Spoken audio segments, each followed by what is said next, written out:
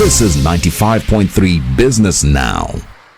Welcome back to Business Now. Nigeria's food inflation soared to 40.66% in May, with Kogi, Ekiti and Kwara states having the highest rate. And this 15.84 percentage point increase highlights the escalating cost of food across the nation.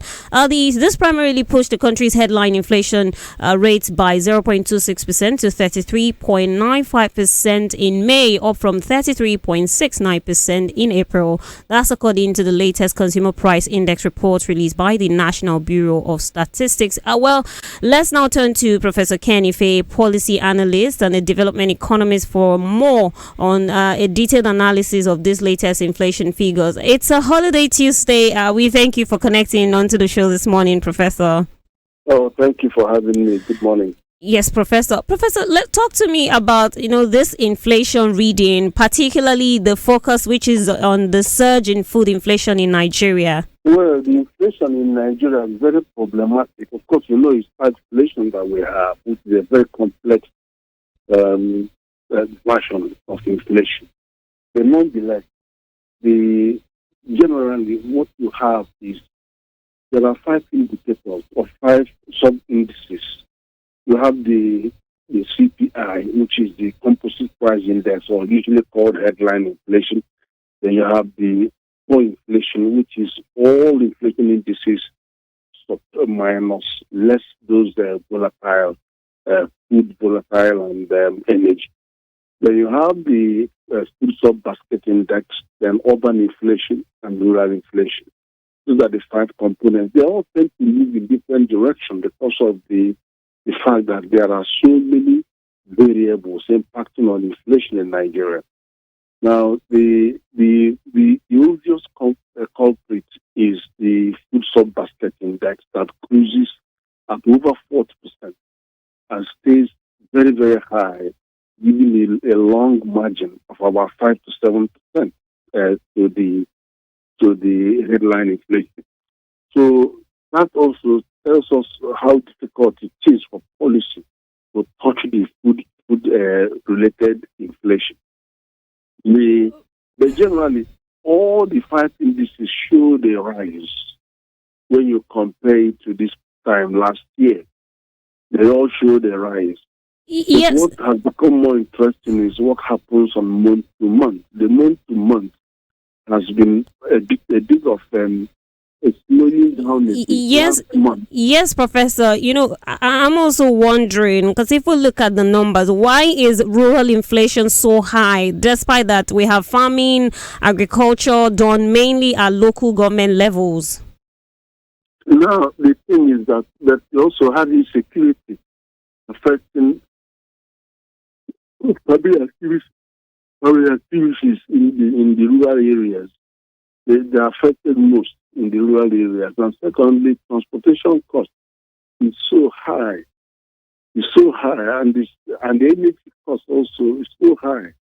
The cost of moving grains or staples from rural areas to urban areas, and even for much longer distances, is very, very high. And that is impacting on inflation in the rural areas. And you have more options in the urban area, but they also face different circumstances because you have more imported inflation in the urban areas. Most of the half-past white goods, consumer goods, they are all consumed mainly in the rural area, imported food items. So there is a heavy imported inflation at the urban areas. Whilst in the rural areas, they face crunching transportation costs and very, very high energy costs, compounded by insecurity. And very little people are available to even do the job right now.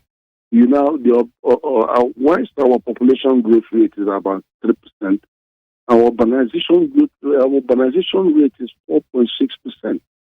So there is a net flow of people from rural to urban areas, particularly the young people. So they all live in droves.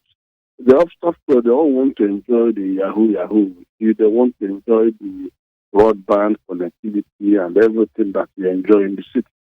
So it's a problem that's going to persist for quite some time.